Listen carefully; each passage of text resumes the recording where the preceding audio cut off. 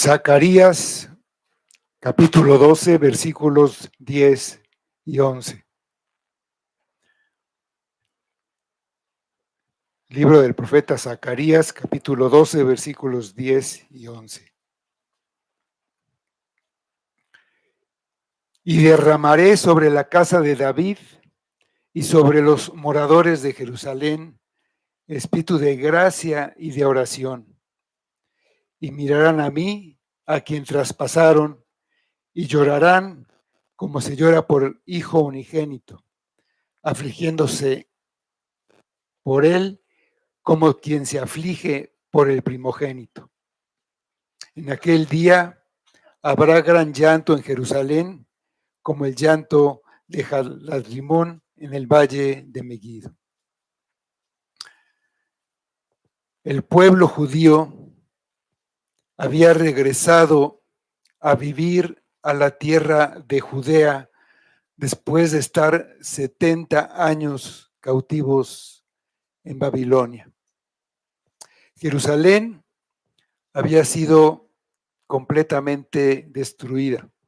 El templo que estaba ahí en esta ciudad, el lugar sagrado donde ellos adoraban, había sido derribado completamente. La ciudad estaba sin murallas y los samaritanos que estaban alrededor de ellos los acosaban. Querían evitar que ellos se restablecieran, que ellos progresaran.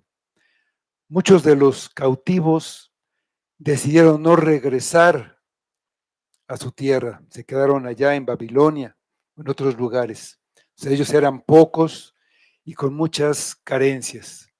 Había desánimo y temor entre ellos. Zacarías, junto con el profeta Ageo, fueron comisionados por Dios para motivar al pueblo a reconstruir el templo en Jerusalén.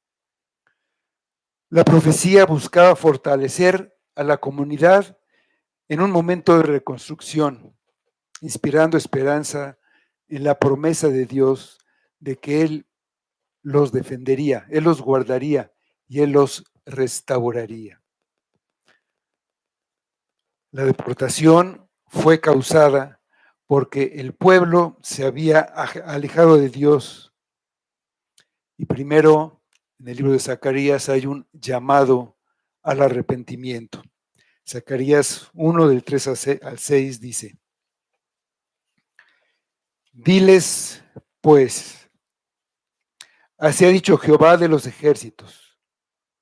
Volveos a mí, dice Jehová de los ejércitos, y yo me volveré a vosotros, ha dicho Jehová de los ejércitos.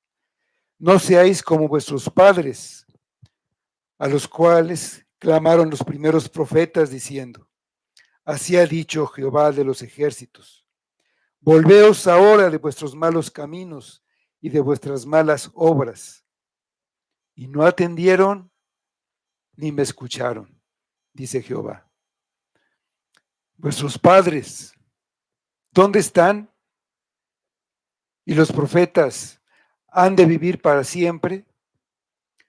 Pero mis palabras y mis ordenanzas que mandé a mis siervos los profetas no alcanzaron a vuestros padres. Por eso volvieron ellos y dijeron: como Jehová de los ejércitos pensó tratarnos conforme a nuestros caminos y conforme a nuestras obras, así lo hizo con nosotros. El resultado es que ellos estaban en ruinas.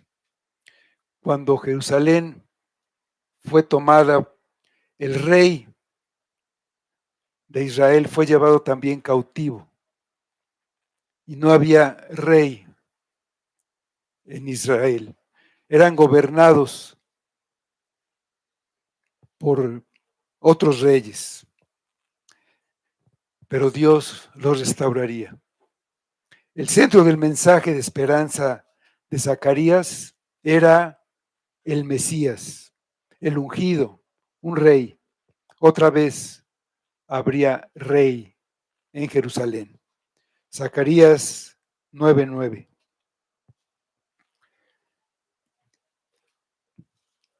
Alégrate mucho, hija de Sión, da voces de júbilo, hija de Jerusalén.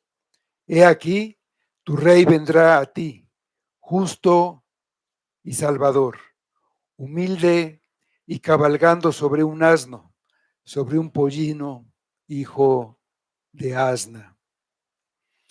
El reino sería restaurado en este mundo y Dios salvaría a su pueblo. La salvación, toda salvación, ya sea física o espiritual, que sea de Dios, que venga de parte de Dios, es gracia. Dijo Dios, y derramaré sobre la casa de David y sobre los moradores de Jerusalén espíritu de gracia. La palabra hebrea traducida gracia significa favor, bondad, misericordia. Dar gracia es favorecer a alguien. En el Nuevo Testamento dice en Efesios 2:8, porque por gracia sois salvos por medio de la fe, y esto no de vosotros, pues es don de Dios. La palabra griega traducida gracia en Efesios significa también una influencia divina sobre el corazón, también donativo, perdón o rescate. Tanto en hebreo como en griego la palabra gracia muestra que la salvación no es una obra humana. La salvación viene solo de Dios, por su bondad y su poder, y no por nada en nosotros, nada que hagamos o tengamos, solamente porque Él lo hace. Él lo hace en nosotros y lo hace por nosotros. La salvación, el perdón, la misericordia son siempre gracia de Dios y solo por gracia. Desde el principio ha sido así. Adán pecó, merecía la muerte. Dios le había dicho, le había advertido que si comía del árbol de la ciencia del bien y del mal, moriría. Si desobedecía el mandamiento, un mandamiento, la ley que era para él, comió y en estricta justicia, en estricto cumplimiento de la ley, debía morir en ese mismo instante. Pero Dios no le dio lo que merecía, fue favorable hacia Adán y en lugar de justicia le dio misericordia. Le proclamó el evangelio en el que le prometía un descendiente que salvaría a él y al pueblo de Dios.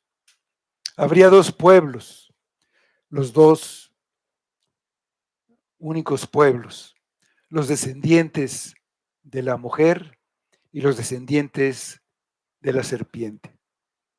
El pueblo de Dios, los descendientes de la mujer, recibirían gracia. El otro pueblo no la recibiría. Así ha sido desde entonces. Un poco más adelante, la humanidad se había corrompido completamente, así como nos decía nuestro hermano. En Génesis 6:5 dice, y vio Jehová que la maldad de los hombres era mucha en la tierra, y que todo designio de los pensamientos del corazón de ellos era de continuo solamente el mal. Dios decidió quitar de la faz de la tierra a la humanidad y a todo lo que el hombre había corrompido para iniciar un nuevo comienzo.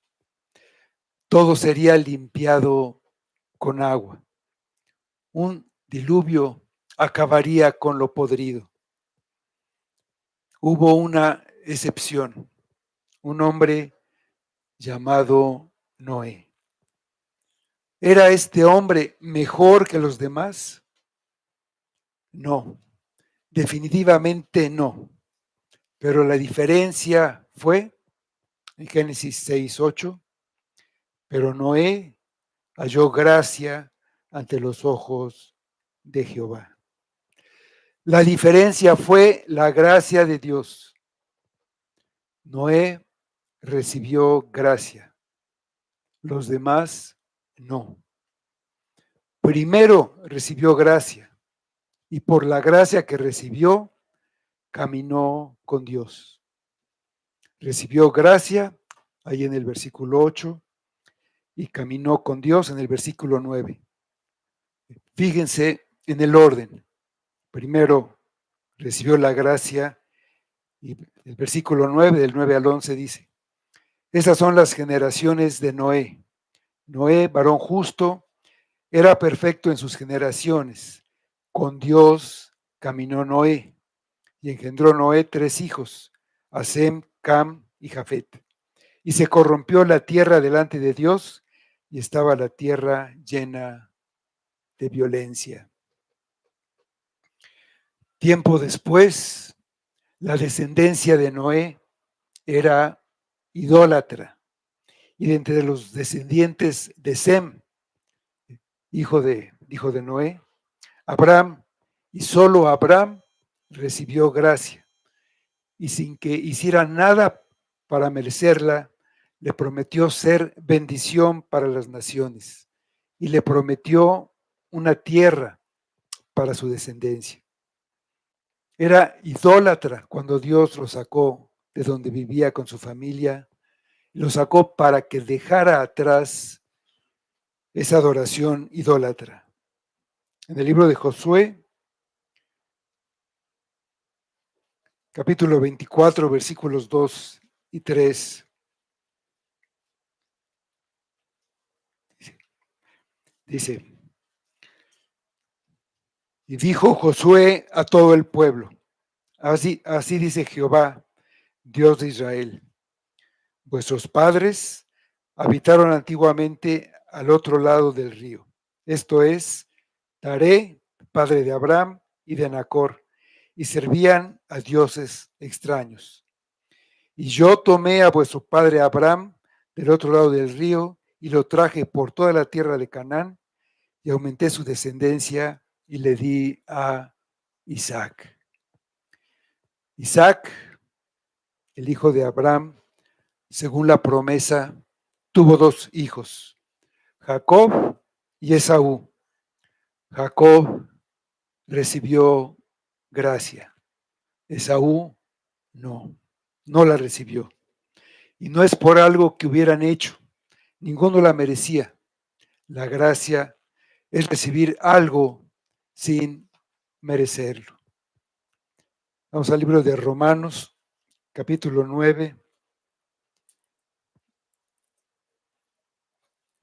versículos 9 a 13.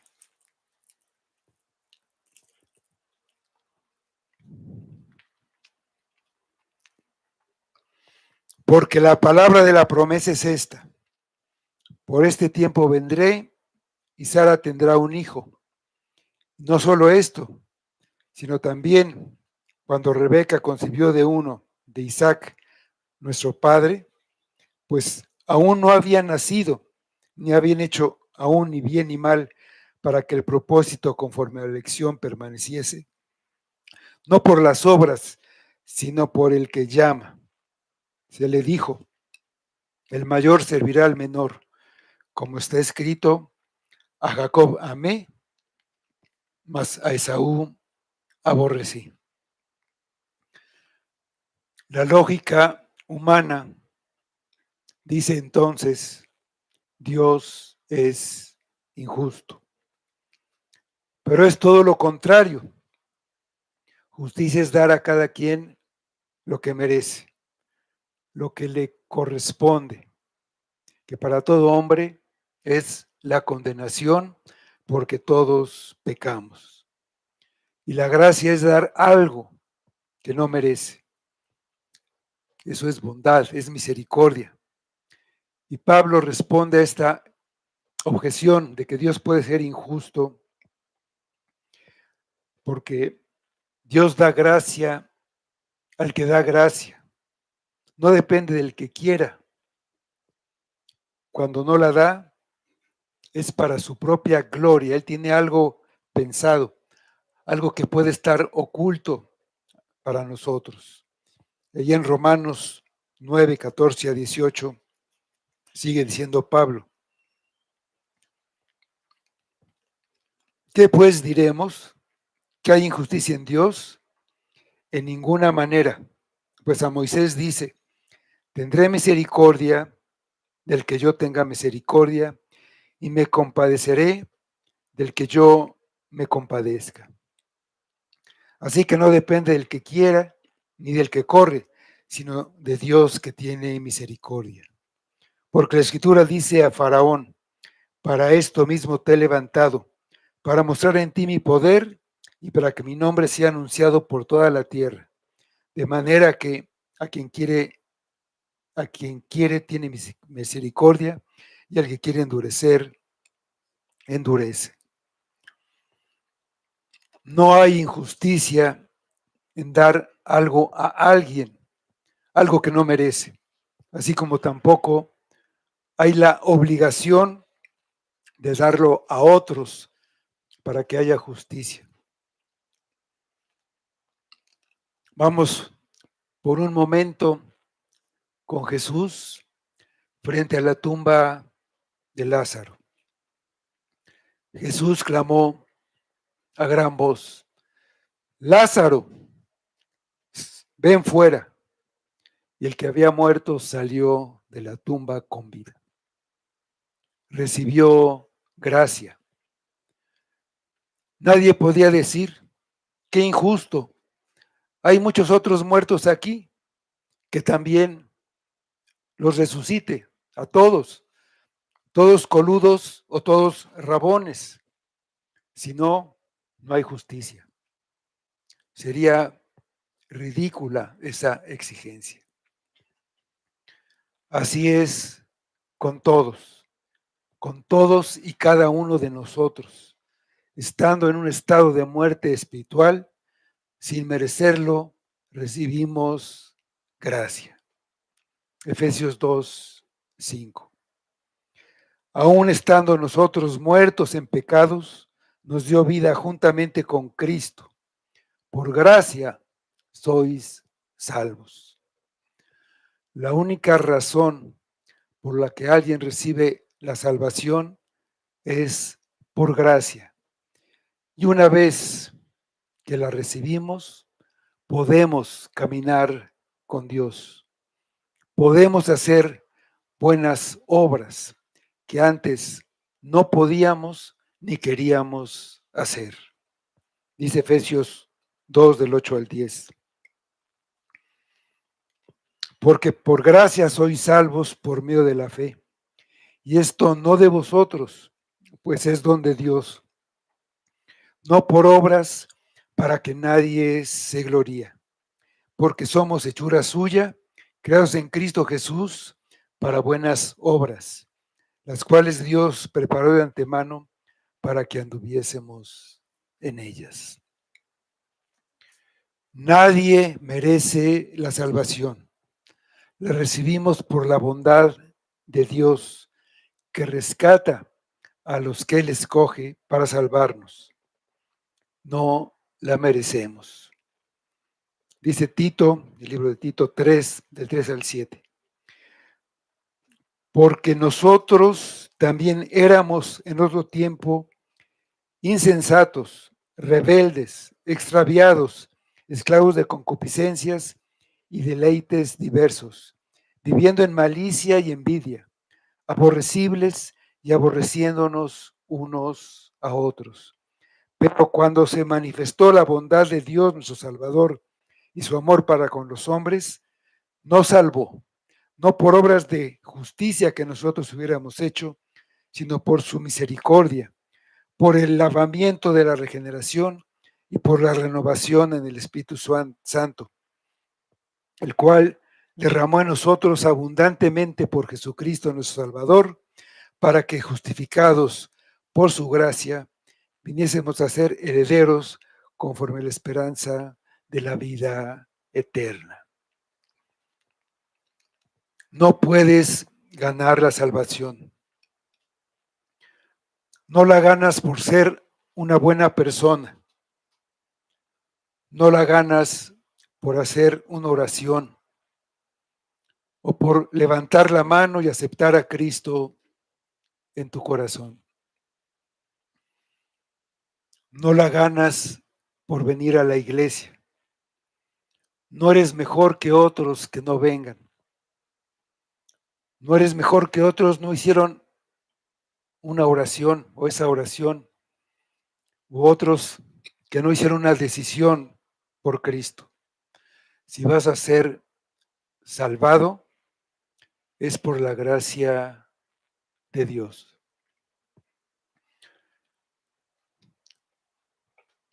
Un creyente hace estas cosas. Va a la iglesia, ora, decide por Cristo, pero lo hace no para merecer o ganar la salvación. Lo hace después de que recibió la gracia. Un ejemplo de esto puede ser el apóstol Pablo. Él iba a la ciudad de Damasco a atrapar a los creyentes para llevarlos a la cárcel, que fueran castigados o muertos. Ahí se encontró con Jesucristo, vio a Cristo y entonces fue creyente. Cristo le dijo: Ananías, ve ahí a la calle derecha, busca a Pablo. Él dijo: pero todo lo que hace este hombre es terrible. Dijo: ve, porque él ora. Pudo orar de manera correcta porque había recibido la gracia, no antes.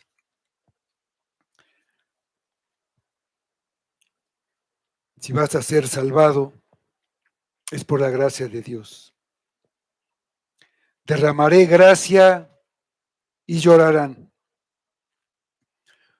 Usualmente las personas tienen más disposición a escuchar el Evangelio cuando las cosas no están bien, como sucedía con los judíos en el tiempo de Zacarías, que estaban ahí en la ciudad semidestruida de Jerusalén.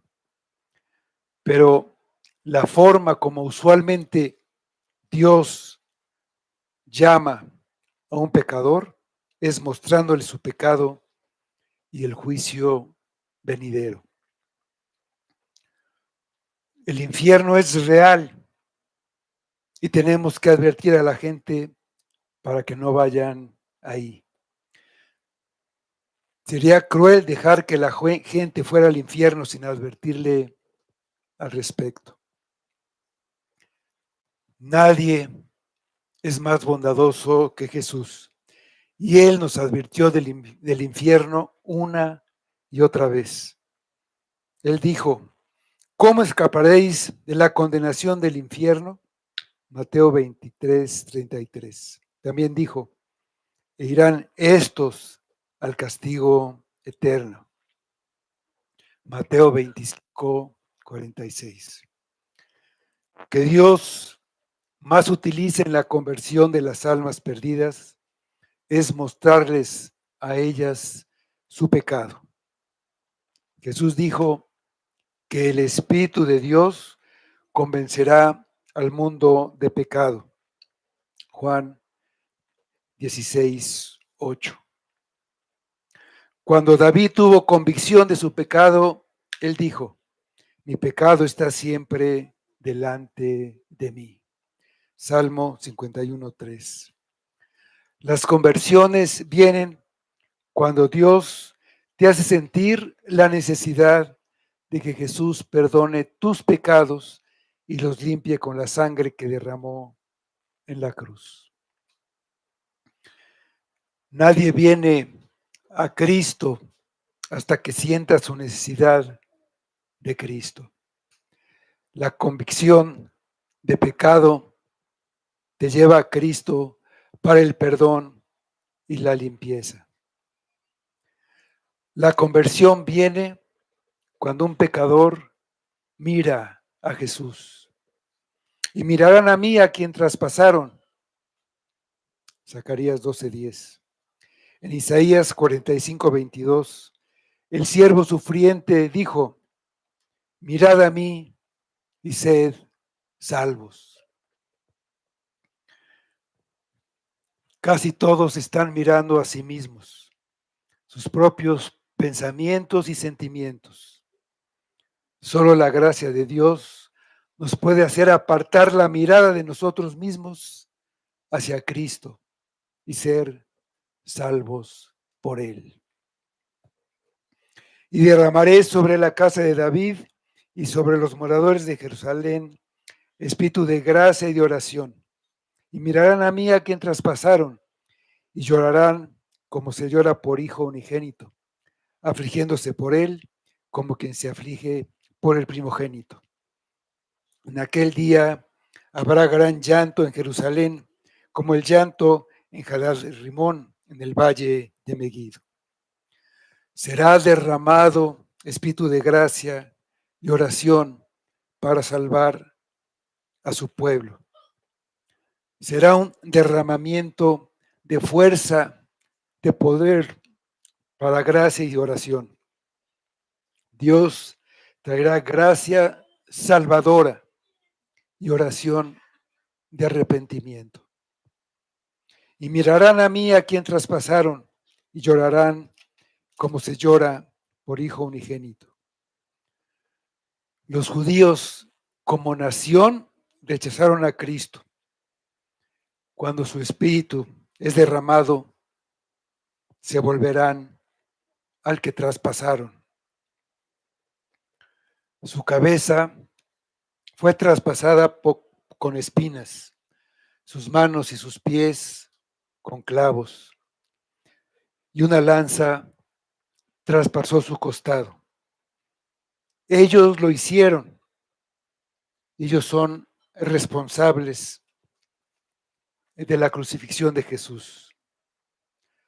Los romanos llevaron a cabo físicamente esto y tienen parte de culpa, pero los judíos lo hicieron.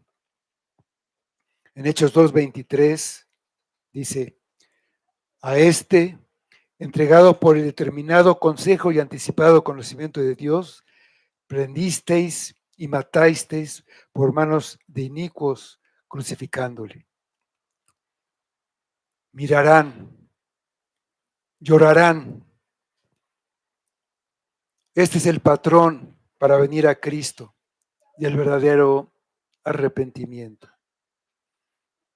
Primero se mira a Cristo. Mirarlo nos hace lamentar nuestro pecado.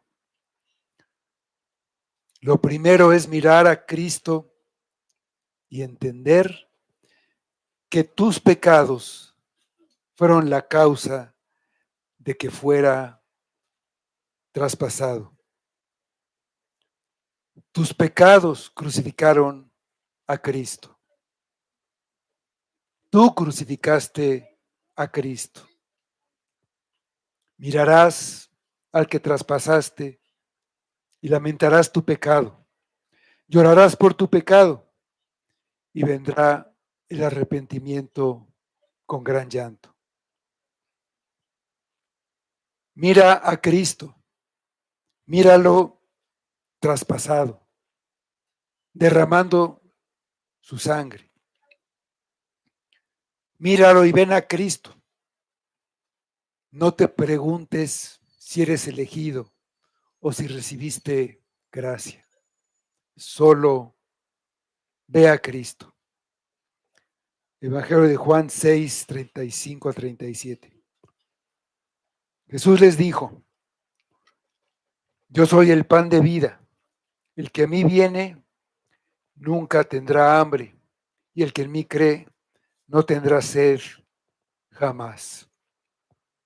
Mas os he dicho que aunque veis visto, no creéis. Todo lo que el Padre me da, vendrá a mí, y al que a mí viene, no le echo fuera. Cree en Cristo y ve a Él. Ese es el mandato. El pan representa el cuerpo traspasado, el cuerpo que Él dio, el cuerpo dado. El vino es su sangre derramada. Ven a Cristo, el único pan de vida.